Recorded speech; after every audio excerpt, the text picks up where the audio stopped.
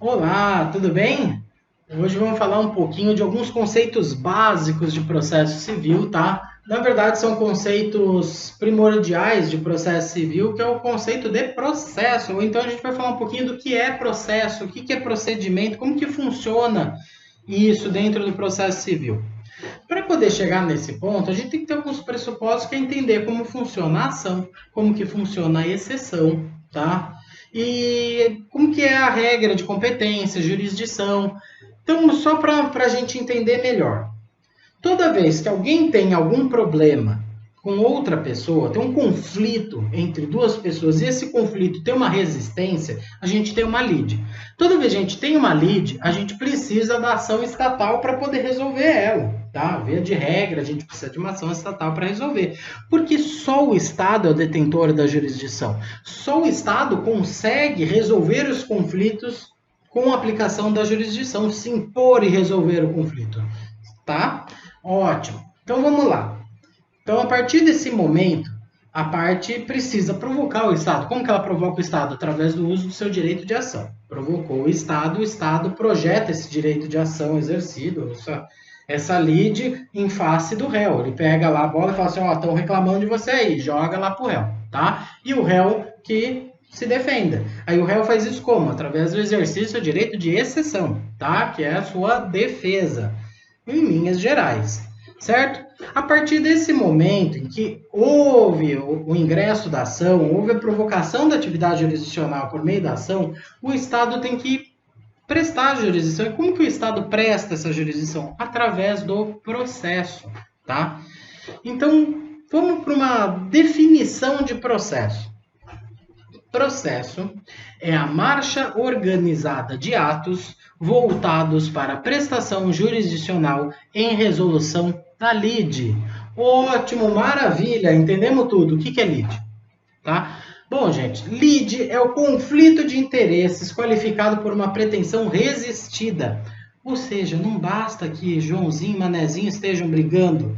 Preciso que os dois resistam à pretensão do outro. Porque a partir do momento em que uma pessoa entra em conflito com a outra e a outra concorda em satisfazer o que esse primeiro disse, acabou o conflito.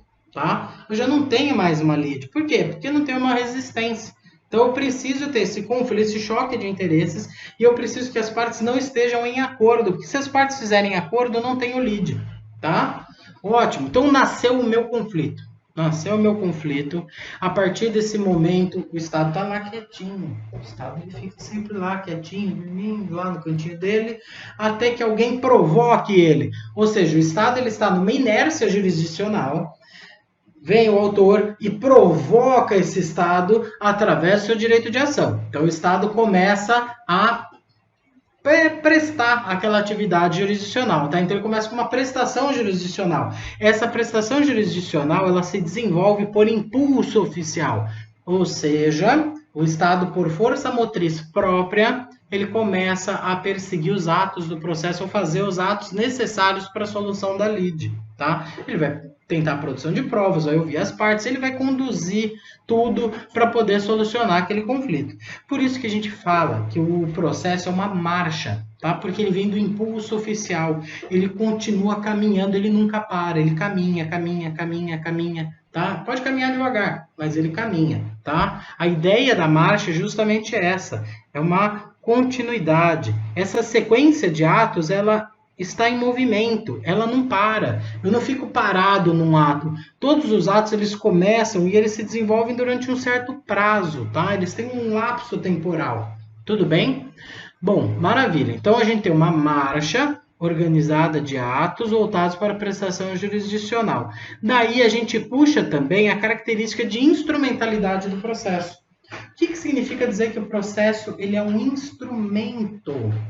Ou seja, o processo ele é um meio e não um fim, tá? Qual que é a ideia aqui? O Estado ele precisa solucionar o conflito. E como que ele faz isso? Através do processo. Então, o processo ele é um instrumento para a solução do conflito. É um instrumento para a realização daquela atividade jurisdicional. Por isso que a gente fala que processo é o direito instrumental ou o direito formal, tá? Então, gravem aí, processo é o instrumento, porque ele é o meio e não o fim para a solução da lead. Qual é o fim do processo? A solução da lead, tá? Então, o processo ele é todo aquela entrelinha, aquele meio, aquele caminho a ser percorrido pelo Estado para que ele possa entregar a prestação jurisdicional a contento. Tudo bem? Então, o processo é instrumento porque ele é meio para a solução da lead, tá? Bom, vamos lá. Quais são as espécies, então, de processo que a gente tem? A gente tem duas espécies de processo, tá? O processo de conhecimento e o processo de execução.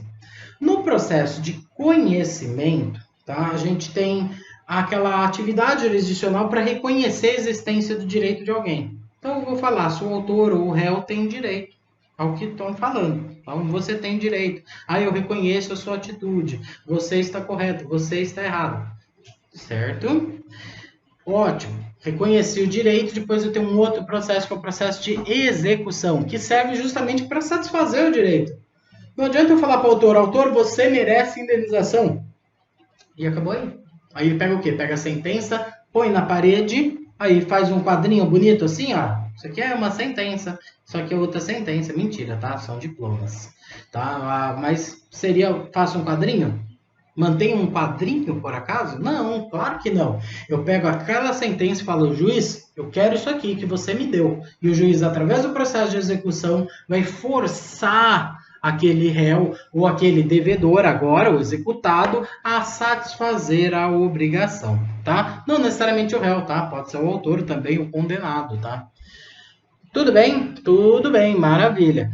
Ótimo. Esses dois processos, tá? Essas duas formas de processo, tanto conhecimento como execução, via de regra, são reunidos, tá? Então, a gente fala em processo sincrético. O que significa processo sincrético? É aquele processo que reúne duas fases, a fase de conhecimento e a fase de execução, tá? Então, eu tenho duas fases processuais, que são as duas espécies de processo condensados em um processo só, tá? O começo de um e o fim do outro. Então, eu começo no conhecimento, ótimo, conheci, sigo para execução, satisfiz.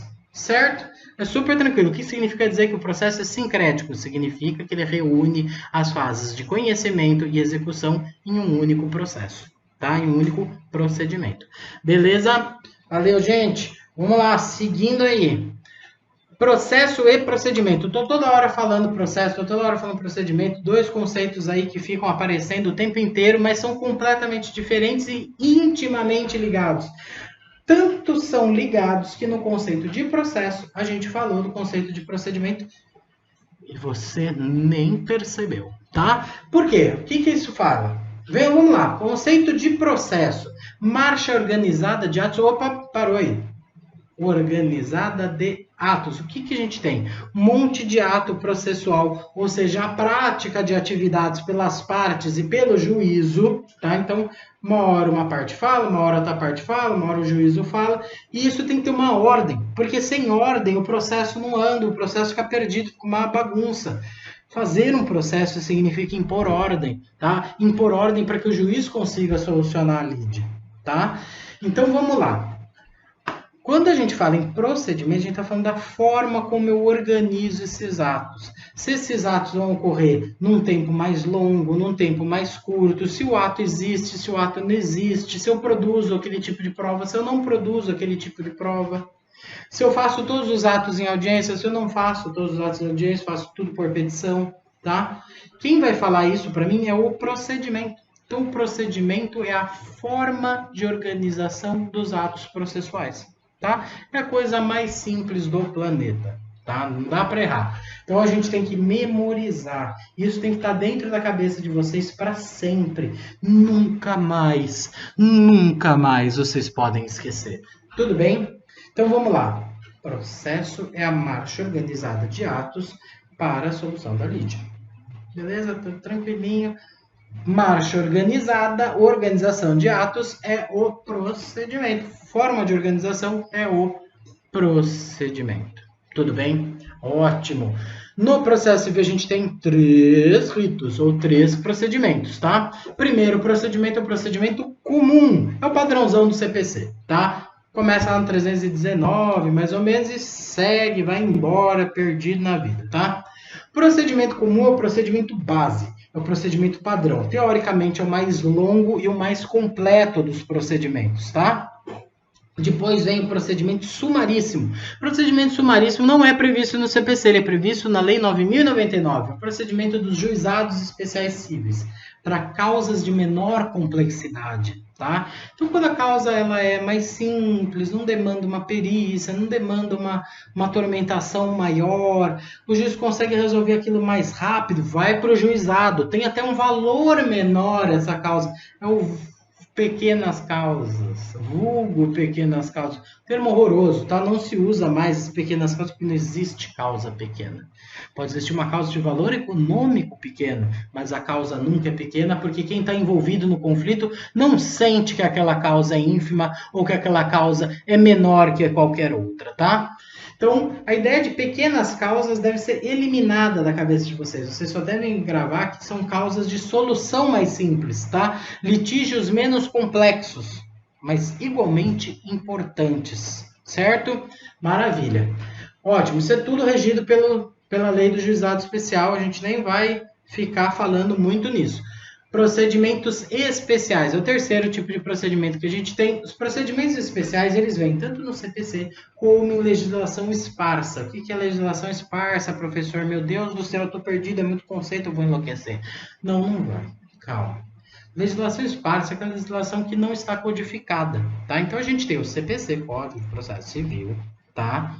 E a gente tem várias outras leis, como a lei do inquilinato, por exemplo, lei de locações, a lei de falências, tá? A gente tem um monte de lei. Aliás, o que mais tem nesse país são leis, tá? A gente tem um monte de lei. Tem lei para tudo. Tem lei para o catador de latas, tem lei para locação, tem, sei lá, tem lei de trânsito. De trânsito, gente, olha que absurdo, a gente leva multa por dirigir. Brincadeira. A gente tem lei para tudo, tá? Para tudo, para regulamentar tudo. Então, essas leis especiais, às vezes, elas trazem um rito próprio. Na verdade, não é um rito completamente novo, não é algo completamente diferente do rito comum. O que a gente tem? A gente tem o rito comum de base e a gente tem modificações, porque aquele caso específico, aquele problema específico, ele merece uma solução própria, ele merece um trato próprio.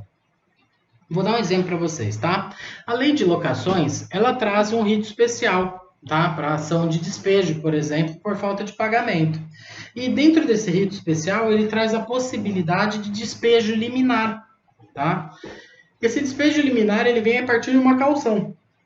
Então, se o locador presta uma caução para o juízo, que a gente não vai entrar em detalhes de como ela é feita, tá? Até porque isso é uma discussão enorme, mas ele presta a caução de 3 aluguéis para o juízo defere o despejo liminar, ou seja, em 15 dias desocupa a casa, tá? Sai rapidinho para tirar aquele inquilino inadimplente, tá? Da casa. Por que isso existe num procedimento próprio? Então a gente segue o procedimento comum, mas a gente traz essas modificações porque o despejo demanda isso. A pessoa já está inadimplente, está ocupando o meu patrimônio e eu preciso daquela renda para sobreviver. Então, por causa dessas características próprias, eu tenho um procedimento próprio. Tem outros exemplos, a ação de alimentos, que tem um trâmite mais célere, e ações possessórias também, que tem a reintegração de posse liminar, por exemplo, se a ação é breve, acabaram de invadir minha casa, entrei com a ação, já pego ela de volta rápido. Para quê? Para evitar a dilapidação, destruição do meu patrimônio, tá? Então, por causa desses detalhes, existem ritos especiais para se adequar caso a caso. São casos mais emblemáticos, são questões emblemáticas que merecem uma atenção própria. Tudo bem? Perfeito. Então a gente tem 3 ritos, recapitulando: rito comum, especial e sumaríssimo, tá? Não se fala mais em rito ordinário ou em rito sumário no CPC, tá? No processo civil a gente fala em rito comum, sumaríssimo e especiais. Beleza? Maravilha. Bom, gente, Por hoje, a gente já encerra, tá? É bem tranquilo o conteúdo de hoje. É bem tranquilo entender como funciona essa situação do procedimento, do processo, tá? Lembrando, tá? Só para a gente marcar alguns pontos fundamentais, os pontos talvez de maior destaque, é que o processo existe como meio para a solução da lide. Então, por isso ele é um instrumento. Segundo, que o procedimento ele fala da forma de organização de atos e isso pode variar. Então, o processo ele é um só, porém a forma de organização varia caso a caso. Tá? Isso a gente tem que observar na legislação e na especificidade de cada um dos casos. Tudo bem? E o processo ele só tem início quando alguém exerce o seu direito de ação. E é através do processo que se garante o direito de exceção. Certo? Obrigado, gente. Até a próxima.